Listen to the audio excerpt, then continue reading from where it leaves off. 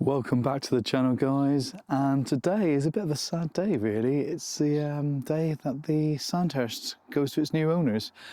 So I thought, I haven't really done a van tour yet, so maybe, just maybe, we should take you through and show you exactly what a Sandhurst has to offer. We're Mark and V, and this is our adventures.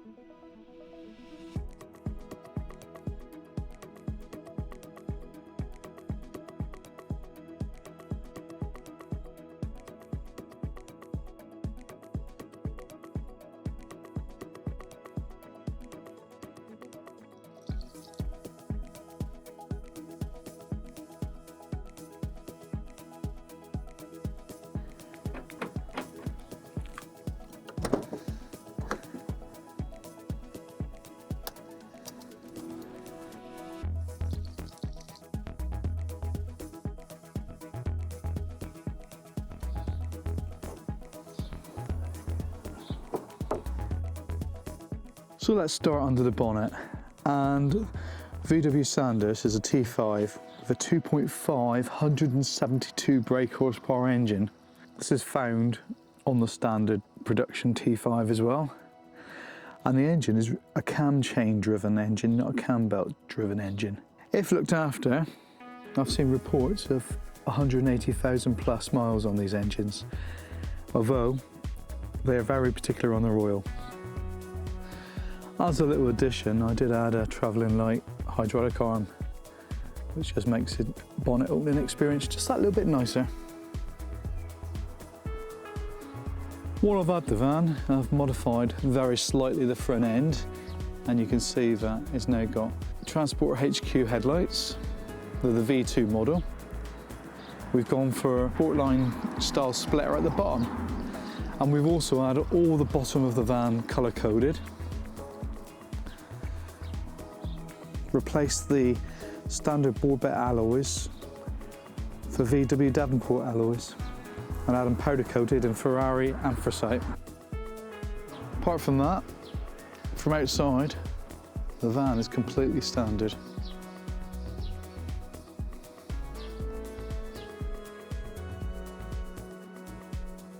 When we sit in the cab, we've done a few modifications to the inside of the cab for the driving experience. We've added a Passat steering wheel. It's just a nicer feeling steering wheel. Unfortunately, the multifunction buttons don't work, but there is a CAN bus upgrade you can do that would make them work, so they could control the stereo and also the cruise control as well. And that is the cruise control stalk on the arm. Now, this particular vehicle is an automatic, although they are available in manual as well. It has a Kenwood stereo with wireless Apple CarPlay and wireless Android Auto. We've modified the dash with a cuppy insert. Quite a nice addition, that is. Really is a nice addition. And the rear view camera, we've changed to a wolf box rear view camera that uses the rear camera to view permanently while you're driving.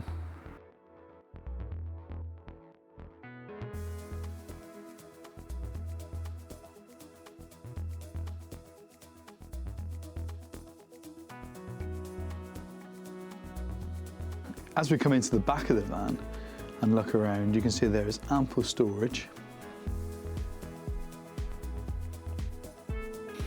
including storage under the seats,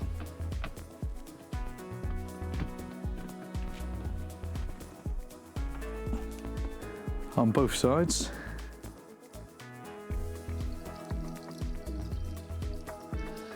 We also have a 12-volt television, USB, 12-volt power to charge up all your extra bits and pieces. I decided to recover all the original Sandhurst upholstery, and there is a video if you want to see me doing that. We did, however, keep the original as well, so the option for the new owners is to have either. Sandhurst has a large roof window, as you can see, which is really nice on those hot days. Allows a lot of air in. And I think it's standard rear cab speakers that play through the main stereo head unit. Kitchen area is really well equipped. You've got a faux oven, a grill, and a hob with 3 gas burners and 1 electric burner for when you're on a hookup. So you've got the choice. There's also a nice sized sink, and you also get the extra worktop surface that pulls out. Plenty of cupboard space as well, and a very nice slide and drawer unit for all your kitchen bits and pieces.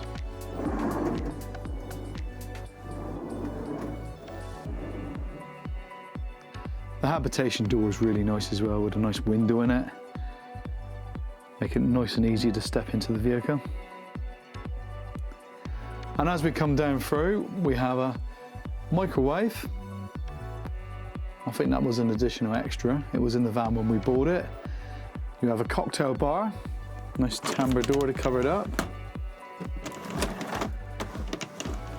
And you have a good sized fridge. But one of the things that makes the Sandhurst so desirable is the bathroom area. And just look at this.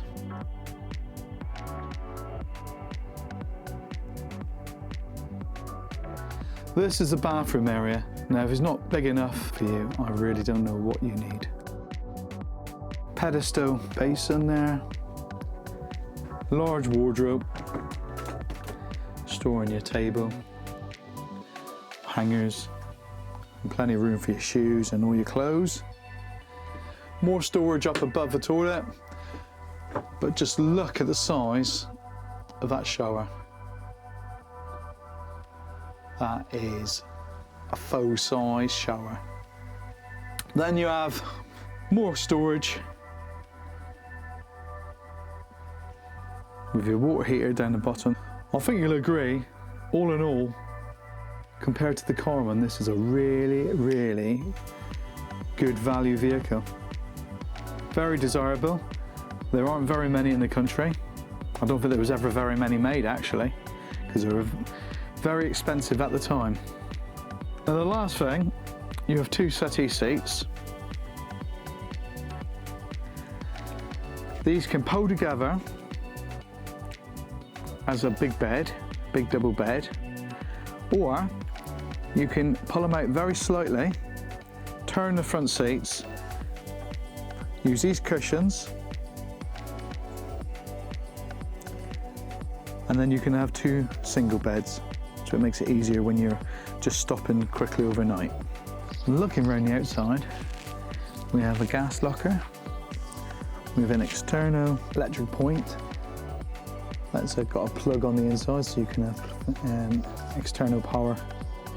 You have your diesel heater, you have your waste tank, your electric hookup, your water tank,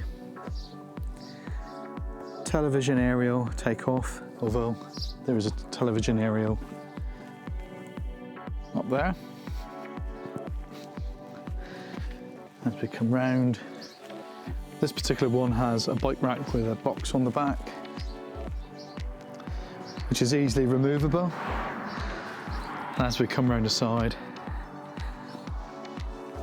we have a toilet, waste unit.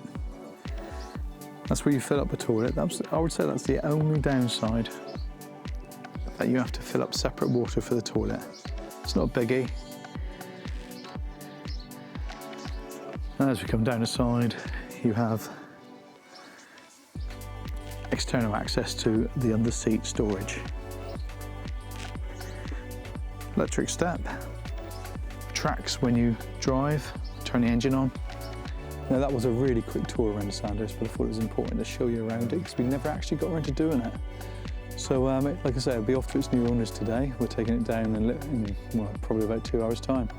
So we'll wave goodbye to it and move on to a new project. We have a very exciting idea coming up, but we're going to have to see if we can purchase the vehicle first. It'll be another VW, by the way. Well, if you've enjoyed this, give the video a thumbs up, and hopefully we'll see you in the next video, guys. See you later. Look after yourselves. Bye.